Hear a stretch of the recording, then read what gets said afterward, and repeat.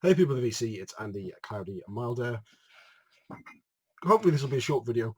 I saw a thread started by Chris Propfe, Musically Obsessed, and uh, 4 or 5 items instantly sprung to mind that I thought would fit in. Check out Chris's channel if you haven't already. His channel is growing super fast. He shows well, he's not a slave to the metal like me. He does see other genres, which that's okay if his conscience is good with that and nobody's getting hurt. I don't see anything wrong with him playing around like that. Certainly wouldn't see that kind of behavior on my channel, but one minute he'll be he'll be showing something by Slayer, and the next thing it'll be the Monkees or Beatles or something. So he's kind of all over the shop, but in a good way. There's always something for everybody on Chris's channel, so check it out. So his thread, and I do want to keep this one brief because it's getting late here, was he called it "Show Me Your Goodies and Extras." I've kind of just because it's me, I've kind of changed that slightly, and I've called mine unexpected item in the packaging area. Um, the things that instantly sprung to mind were all items that were kind of surprising, or examples of items that are surprising. I don't necessarily know they're going to be in there, and I don't buy the record because they're in there. So they're things that I've discovered after I bought them. So 5 quick examples. Now I'm not going to dive too deep on this one because I've done a whole video about this one. I'll put a link above and below. But this was the Megadeth Skin of My Teeth Special Edition 10-inch box that I found when I was shopping in Birmingham, England. Now, everything on here, it says what was in it, and all of this stuff was in it, and it's basically Skin of My Teeth was a collection of singles, all with Skin of My Teeth on. That if you got all the 2 CD singles, 10-inch single, and a 7-inch single, then you basically all of those came with bits, so you could make a game and you could play the Megadeth board game. What was surprising here? So what was surprising here was the 7-inch single was not supposed to come in the box set, but the shop obviously didn't know what they were selling. They'd obviously looked up on Discogs for the box. They reasonably priced it, but I've noticed that the 7-inch single was in here as well, which is also quite hard to find with all the bits in it. The game board, which is obviously the most important part of the board game.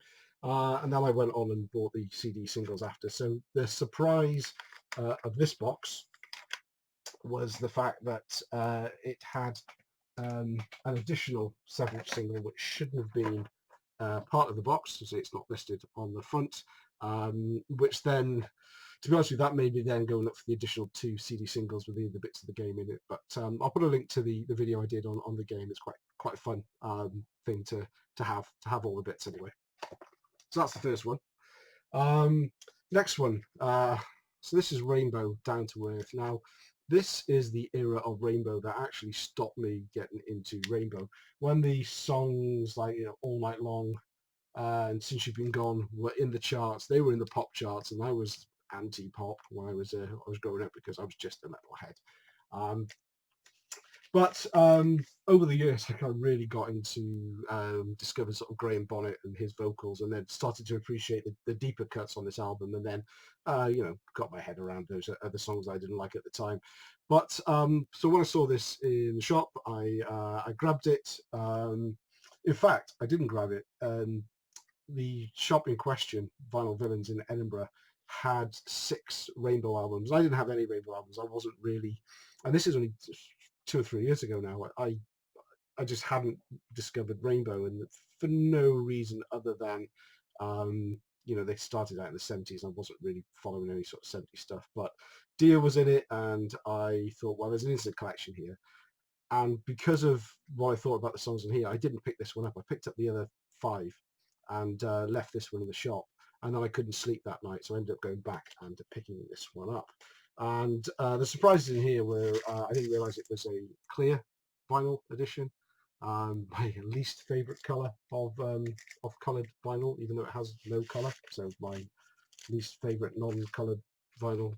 But it also had the sort of some merch sheets in it as well. So it was complete too. And this is the one I left in the shop and I had to go back the next day. So that was kind of a nice surprise that you know, had I known that it was the non-coloured variant, which I think goes for a bit more. There's also a good picture in the sleeve as well. I may not have left it in the shop and bought it with a mind to flip it, but I'm glad when I went back it was kind of complete. So that was a nice surprise. Barron Cross Atomic Arena, a Christian metal band from the US, aren't they all?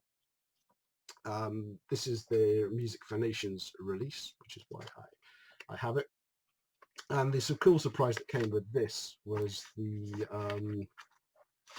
promo letter from Music for Nations, and it describes them as a exciting young band from Los Angeles whose debut album on Music for Nations promises to establish them as a mainstream the heavy metal scene.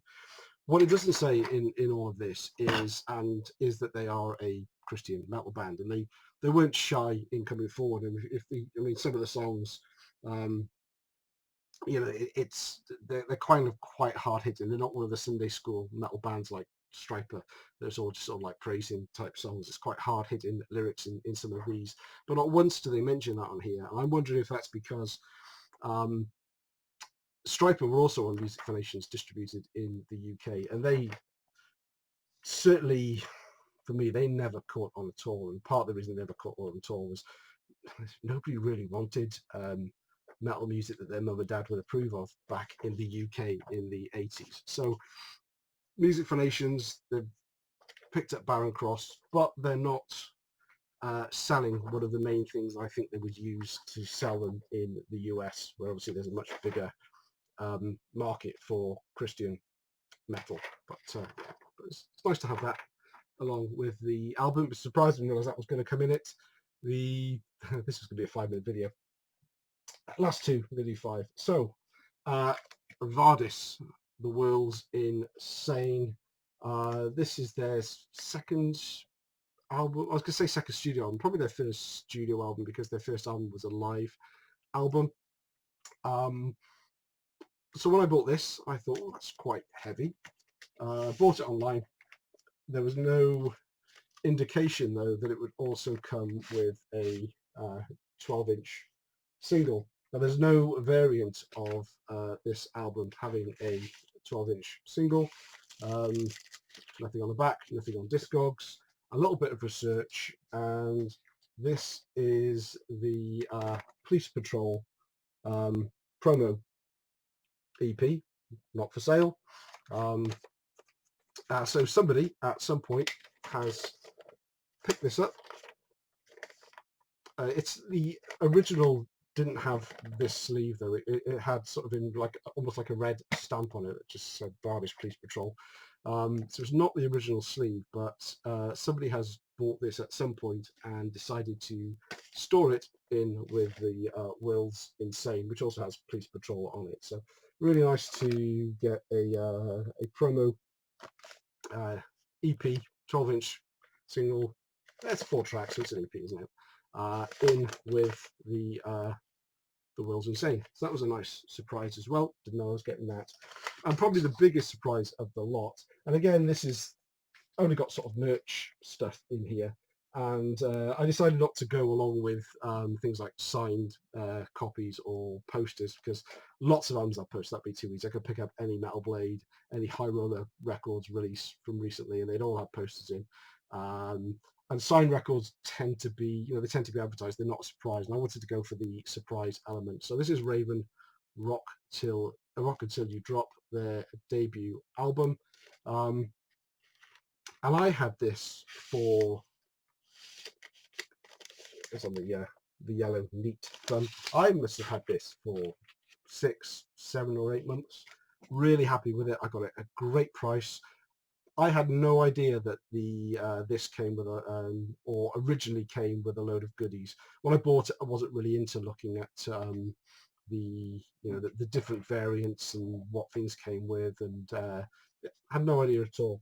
And literally months and months later, um, I happened to find a load of stuff in here, all in fantastic condition. I keep it kind of separate in a sleeve, but it has the Raven fan club, the t-shirt offer, backstage pass, and promo photo. And this is on perforated paper, so it's really cool that it's still in one piece after all these years. The lyric sheet and the poster, which has never been used as well. And these were still sitting in the jacket, despite the fact that I played the record numerous times, pulling the record out, putting it back in, putting it out, putting it back in. I had no idea that was in the record sleeve. So it's always worth having a good look inside sleeves when you buy them, because you never know what you're going to find. But that's a lot. It's a short one for me. Great idea, Chris. Hope you didn't mind my little twist on it by turning it more into surprise items than just any old goodies that came with it. Do check out Chris's channel. He's a great bloke. Does a lot of videos, and thoroughly enjoy watching him. Thanks for watching me. See you later.